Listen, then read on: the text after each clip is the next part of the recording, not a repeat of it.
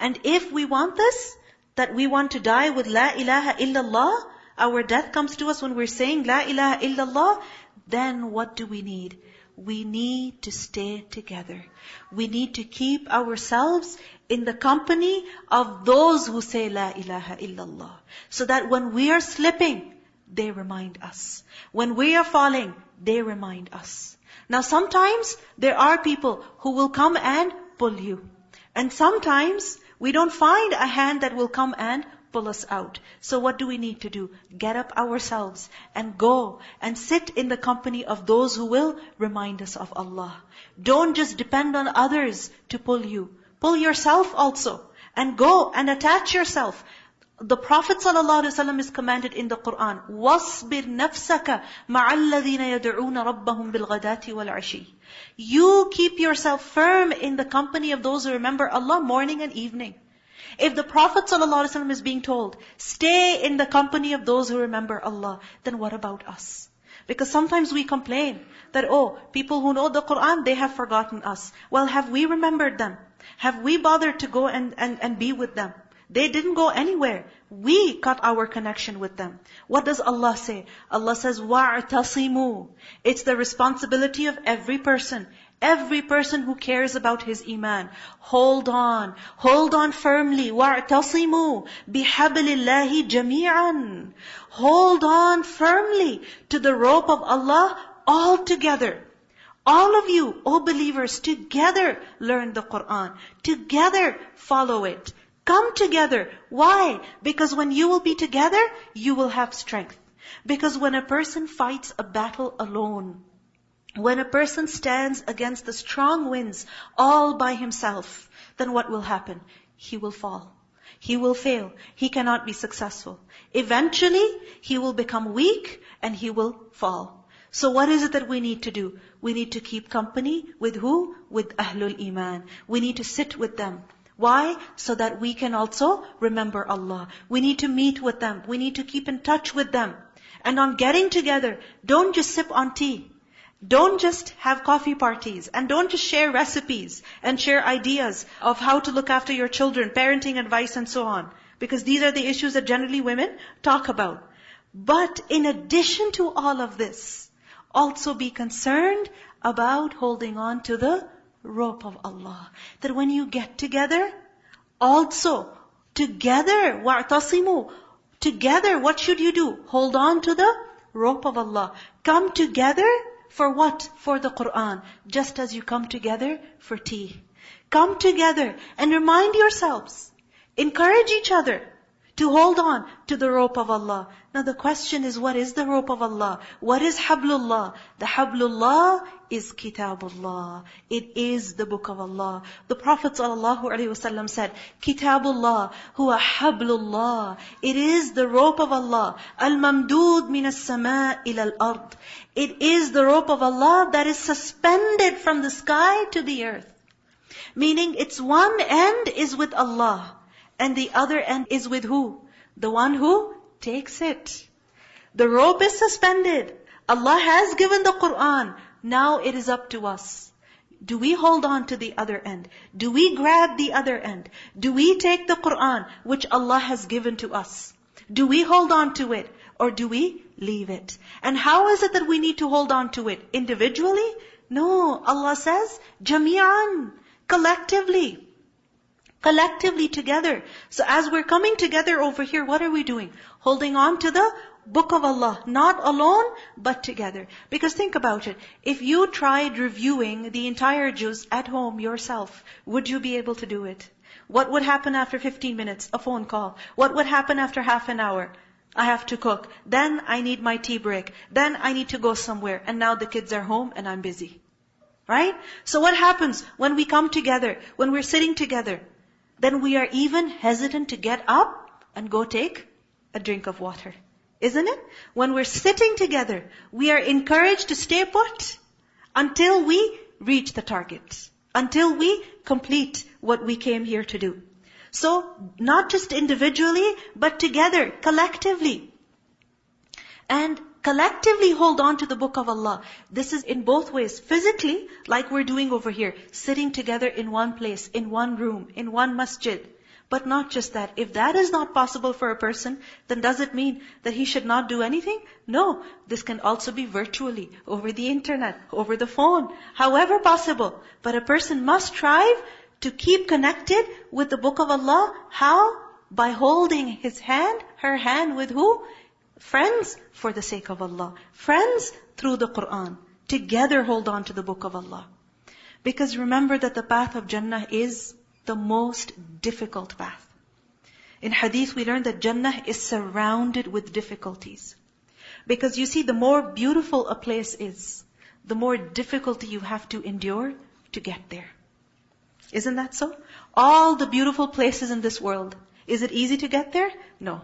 Sometimes there's a long trek, a long drive, a long flight. Right? But why is it that people go through that? Why? For what reason? In order to reach that beautiful place. So just like that, Jannah is surrounded with difficulties. The path to Jannah is not easy. And it is not easy to go on this path all alone. What do we need? We need friends by our sides. We need people with us. Together we face the storms. Together we face the difficulties. وَاعْتَصِمُوا بِحَبْلِ اللَّهِ جَمِيعًا. Jami'an, together, all of you. The Prophet ﷺ said, the Book of Allah, the exalted and glorious, that is the rope of Allah. He who holds fast to it will be on right guidance, and he who abandons it will be in error. Letting go of the Book of Allah is like letting go of guidance. Is like letting go of strength. What will happen to a person? He will fall. He will become weak. So what is necessary? That we hold on to this book. So وَاعْتَصِمُوا بِحَبْلِ اللَّهِ جَمِيعًا. And وَلَا تَفَرَّقُوا. Do not become divided. Because what happens? When we are walking with other people, then are there going to be differences? Yes, there will certainly be differences. But despite the differences, what should you do? Stay together. Because if you do not stay together, you cannot advance, you cannot go forward, you cannot prosper. The fact is that every person is different. We do not think the same way. We do not look the same. We do not dress the same way. We do not eat the same kind of food. We do not drink the same kind of tea. We don't drink the same kind of coffee. Isn't that so? Each person has their own taste, their own likes, their own dislikes. Each person is individual, unique, different from the other. So because of these differences, we should not become divided. It doesn't mean that everybody has to like the same thing. No, it's possible that I like something, but you like something else. But just because we like different things, does that mean that we should not come together for a greater goal, for a greater cause? No. Leave aside your differences and focus on the goal. Focus on what you are striving towards. And this is what we see the Sahaba did. When the Prophet ﷺ ordered them at one occasion to reach a particular place before Asr, what happened? Some of the Sahaba, they said, it's time for Asr. If we don't pray now, we will miss our prayer. So they said, we're going to pray. Others said, but no, the Prophet ﷺ told us we should only pray Asr when we reach our destination. So they didn't pray. But we don't learn that they abandoned each other. They said, you go your way, I go my way. No, they still stayed together. A group of the Sahaba prayed, and the other group did not pray. When they reached their destination together, that is where they prayed. And the Prophet ﷺ was not upset with any one of them. There are differences, there are disputes, there are arguments. But just because of these differences, we should not cut off and split away from each other. Because when we split away from each other, what are we doing? We are bringing weakness to ourselves. We are putting ourselves in danger. Somebody told me about this incident lately, about these two individuals who were deported to a particular country, and they were not being accepted in any country, so they were just left in the middle of a forest somewhere. And when they were left, they were given limited supplies and they were told that a village is nearby. So the two people, they were walking there, and in the middle they came across hyenas also in the middle of the night, and they fought them back. And one person said to the other that, look, stay with me, we need to be together. And he didn't listen. He didn't listen, he went his own way because he disagreed with him. And so this man, he continued his journey. In the next morning, he saw that person had been killed by some animal. So he buried that man, and then he found some shepherds, some herdsmen, and then he reached a village. And this is a true story. This is the reality. That when we split away from each other, then what are we doing? Putting ourselves in danger. Because strength is where? In unity. Not in being alone. Because think about it. How much can we do ourselves individually? We cannot. We cannot. We have to combine our efforts. Each person brings his own skill and talent and contribution. And together as a team, we achieve more. So Allah says, وَلَا تَفَرَّقُوا. Yes, you have differences, but do not become divided. And remember the favor of Allah upon you. Remember Allah's favor upon you when you were enemies and He brought your hearts together and you became by His favor brothers. Prior to Islam, the Sahaba, they had much hatred for one another. They fought many battles. What brought them together was their one belief, one Iman, one Qur'an, their belief in one God, one Allah. This is what brought them together, what united them. They came together not because they agreed with each other over everything. Not because all of a sudden everybody was on the same page. No, they had their differences still. They had their arguments.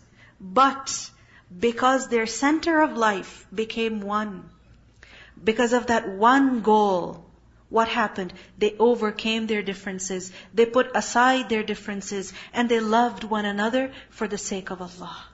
You see, loving each other for the sake of Allah also is not something that is easy. We make this claim very easily. I love you for Allah. I love you for Allah.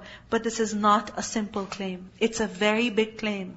Because when we love somebody, because of the material benefits we give them, then what happens? As long as we receive those material benefits, we love them. We are happy with them. But when we love someone for the sake of Allah and we're saying to them that I love you not because you give importance to me. I love you not because you give me gifts. I love you not because you message me so frequently. I love you not because you do this to me and you do that to me. I love you because you remind me of Allah. I love you because I sit with you when I read the book of Allah. So, even if there will be times when I will get annoyed because of what you say, I will still overlook that. And I will not leave you because you are my companion when it comes to worshipping Allah subhanahu wa ta'ala. This is love for the sake of Allah. Because you see, the best of friends even, the closest of people even, what happens between them? Are there differences? Yes. Are there times when they will hurt each other? Annoy each other? Yes. This will happen. When one will have to sacrifice, when one will have to give up, when one will have to contribute, yes, these things will happen. Abu Bakr radiallahu anhu, he loved the Prophet ﷺ for the sake of Allah. How much that man suffered for Rasulullah ﷺ. He gave up his money. He gave up his honor. He suffered so much for his love for the Prophet ﷺ. Why did he love Rasulullah? Because he loved Allah. He loved Allah. That is why he loved Rasulullah ﷺ. So, what is it that we need to remember? Allah's favor of guidance. Remember, Allah blessed us with Islam, with Qur'an, and the people that we're sitting with, Allah is blessing us with them also, with their companionship also. So let's get over our differences and stay together, remain together. Think about it. If you're coming here with a friend of yours every day, and then today she says something to you that you get annoyed with, and tomorrow you don't call her, so she doesn't give you a ride, or you don't give her a ride, then what will happen? Either you won't be able to come, or she won't be able to come. Isn't it so? Then one is going to be left behind. One is going to suffer. So, why is it that we will overlook our differences? Because our goal is one. And what is that goal? Allah. What is that goal? Kitabullah. So remember the favor of Allah upon you. When you were enemies, He brought your hearts together and you became, by Allah's favor, brothers. And you were on the edge of a pit of the fire. Think about it. Without Iman, in your hatred, what were you like? Where were you? Literally standing at the edge of a pit of fire. And Allah saved you from it. Thus does Allah make clear to you His verses that you may be guided. وَلْتَكُمْ مِنْكُمْ أُمَّةٌ يَدْعُونَ إِلَى الْخَيْرِ. And let there be arising from you, O Muslims, a nation, a group, inviting to all that is good. A group of you Muslims, their goal in life should be to do what? Call people to khair. Now what is khair? Quran is khair. Everything the Quran tells us is khair. All works of righteousness. So there must be some Muslims who dedicate their lives to this cause. Mus'ab ibn Umayr radiallahu anhu, he made hijrah before the Prophet ﷺ to Medina. The Prophet ﷺ sent him to Medina to teach people Islam. And what did he do? He taught them the Quran. At his hands, so many people embraced Islam. The Prophet ﷺ, towards the end of his life, he sent Mu'adh ibn Jabal all the way to Yemen. And when Mu'adh was leaving, the Prophet ﷺ was instructing him. And he told him that it is quite possible that you will not see me again. That next time you come to Medina, you will see my grave. And Mu'adh wept because of that. And the Prophet ﷺ comforted him that people who fear Allah are close to me. Yes, there is a huge space between you and me. But if you fear Allah, you are upon the path of righteousness, then we are together. So, some Muslims, what should they do? They should spend their time, their talent, in what? Calling people to khair. And if we cannot do this full time, then at least whenever we have the opportunity, if we read something beneficial, we hear a good lecture, why keep this khair to ourselves? What should we do? يَدْعُونَ إِلَى الْخَيْرِ. Call others to this good also. Call other people also. Come and benefit. Because when we find something that is truly beneficial, and we like it, then we cannot just keep it to ourselves. Then we must share that treasure with others also. And وَيَأْمُرُونَ بِالْمَعْرُوفِ. They must also enjoin what is right. وَيَنْهَوْنَ عَلَى الْمُنْكَرِ. And forbid what is wrong. What is right? That which Allah likes. What is wrong? That which Allah dislikes. That which is forbidden in the Sharia. That which is harmful to the people. وَأُولَٰئِكَ هُمُ الْمُفْلِحُونَ. Look at these words. It is those who will be successful. Who will be successful? Those who call to good. Those who command that which is right, who forbid that which is wrong. وَلَا تَكُونُوا كَالَّذِينَ تَفَرَّقُوا. It is emphasized that do not be like the ones who become divided. You should remain together. Don't become like those people who become divided, who separate from one another. Why? Because of their worldly benefits, for their selfish desires. وَلَا تَكُونُوا كَالَّذِينَ تَفَرَّقُوا وَاخْتَلَفُوا. And they differed مِنْ بَعْدِ مَا جَاءَهُمُ الْبَيِّنَاتِ. After the clear proofs had come to them. وَأُولَٰئِكَ لَهُمْ عَذَابٌ عَظِيمٌ. And those will have a great punishment. Sectarianism, becoming divided up, is something that is evil. Especially when it happens amongst those who are working for the religion of Allah. Amongst Muslims. Why? Because such people who become divided, what happens to them? They suffer in this world, and certainly they will suffer in the next life also. Look at the example of Yahud and Nasara. Look at the example of the Muslims who have become divided. Has this not led to much bloodshed? Has this not led to much opposition of one another? Instead of coming together and combining our efforts and putting them to a good, useful cause, what are we doing? Our efforts are against each other. We are destroying each other, breaking the strength of one another. Why? Because we're not willing to give up our ego. What does Allah say? لَن تَنَالُوا الْبِرَّ حَتَّى تُنْفِقُوا مِمَّا تُحِبُّونَ. For many of us, the most beloved thing to us is what? Our own selves, our own ego. يَوْمَ تَبْيَضُّ وُجُوهٌ وَتَسْوَدُّ وُجُوهٌ. On that day, on the day of judgment, some faces will be glowing, they will be shining, they will be white, they will be radiant. Why? Because of Their iman. There was faith inside. Their hearts were pure. Their hearts were shining with the light of iman. Now that shine, that glow will surface where? On the face. This doesn't mean that the color of the skin will change. It means that the face will be radiant, shining, glowing. That brightness will surface where? On the face. And it happens when a person is peaceful, happy inside. Then what happens? Do you see that glow and happiness on the face? Yes. And when a person is miserable, unhappy, angry, full of hate, full of kufr inside, full of bad feelings for another person, does that surface on the face? Of course it does. Now on the Day of Judgment, remember, our spiritual condition will be our physical condition. So on that day, some faces will turn white and some faces will turn black. The person whose heart is clean, loving, pure, ikhlas, there's ikhlas in the heart, then that person's face will become likewise. And he whose heart is dirty, stained with the sins, stained with the marks of sins, then his face will be overcome with gloom. As for those whose faces will be blackened, whose faces will be covered in gloom, to them it will be said, did you disbelieve after your belief? أَكَفَرْتُمْ بَعْدَ إِيمَانِكُمْ? What is this kufr? It is their division. We see over here in the context, what is this kufr? It is the division. That just because of ego, opposing one another, refusing to cooperate with each other, and in that, even rejecting parts of the Qur'an. Imam Abu Hanifa, he said that when we used to argue, we argued, why? In order to save the faith of the other person. And when you argue in order to condemn the other person to hellfire. And this is true. That as Muslims, when we do have a discussion with another Muslim, what is our goal? Prove the other wrong.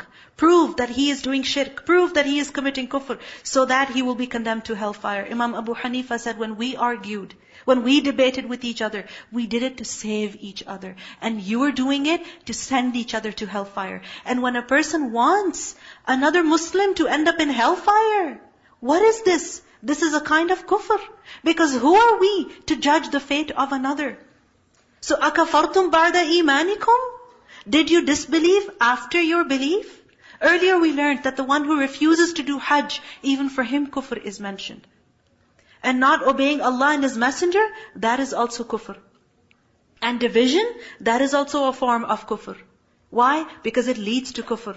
فَذُوقُوا الْعَذَابِ, then taste the punishment for what you used to reject. But as for those whose faces will be white, glowing, shining, they will be within the mercy of Allah. They will abide therein eternally. These are the verses of Allah. We recite them to you, O Muhammad sallallahu alaihi wasallam, in truth. And Allah wants no injustice to the worlds. Allah does not intend injustice to the people of the worlds. Allah does not want to punish the people. He wants good for the people, guidance for the people. And this is why He has sent these clear verses. To Allah belongs whatever is in the heavens and whatever is on the earth. And to Allah will all matters be returned.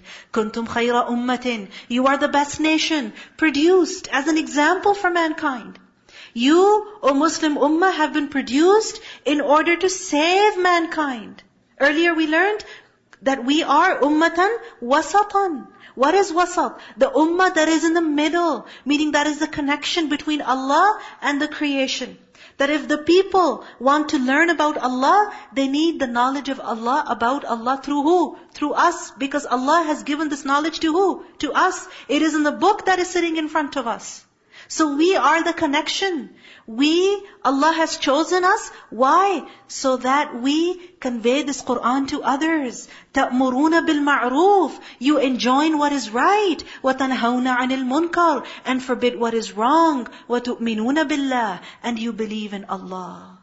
This is why Allah has chosen us. To fulfill this obligation of conveying God's word to humanity.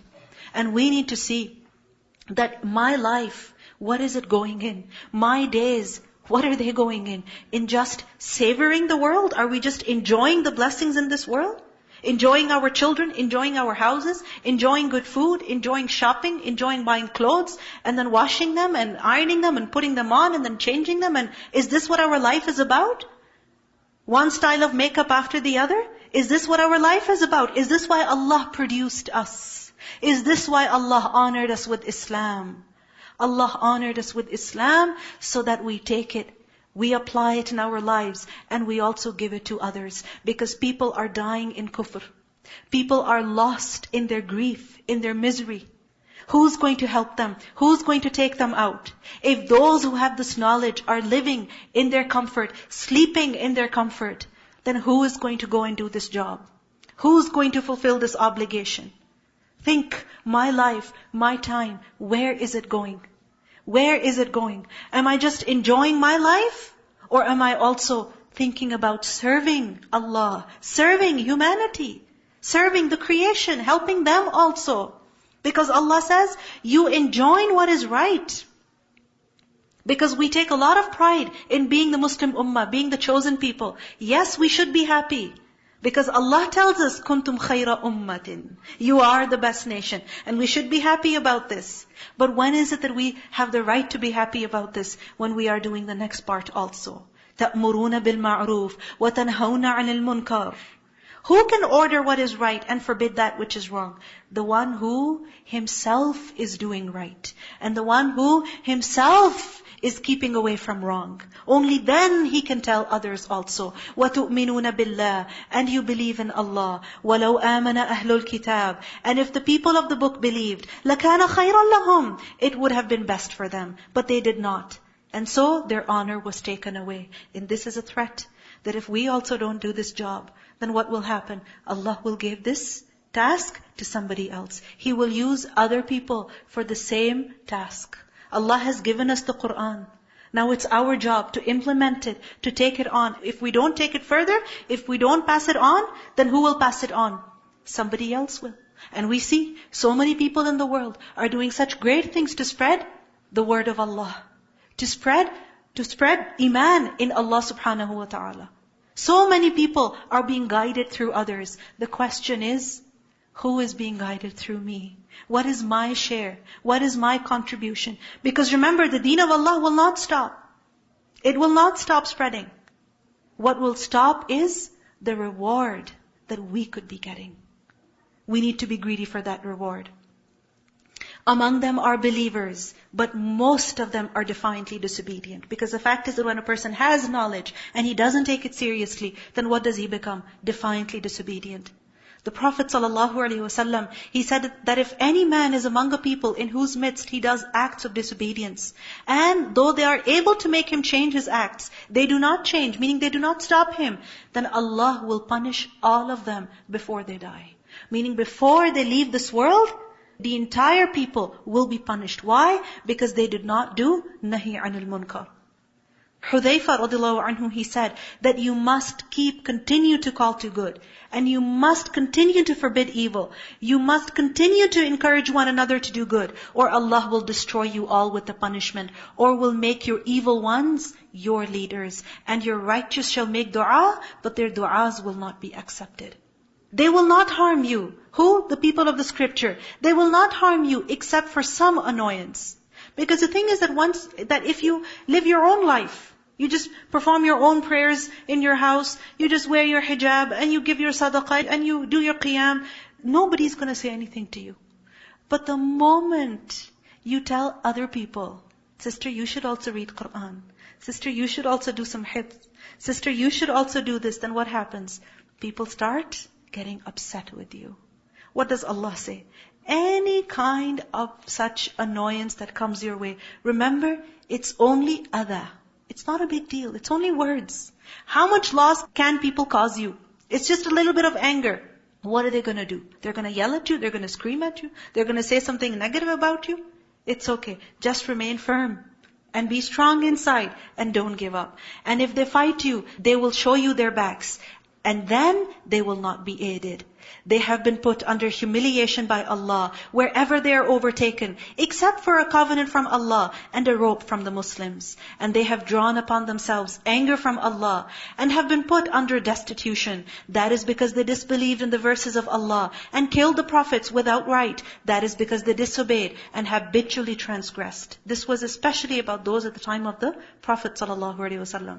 They are not all the same. What a fair statement is being made. That all the people of the scripture, they're not the same. Among the people of the scripture is a community standing in obedience, reciting the verses of Allah during periods of the night, and prostrating in prayer. Reciting Qur'an in prayer in the night is better than reciting Qur'an during the day.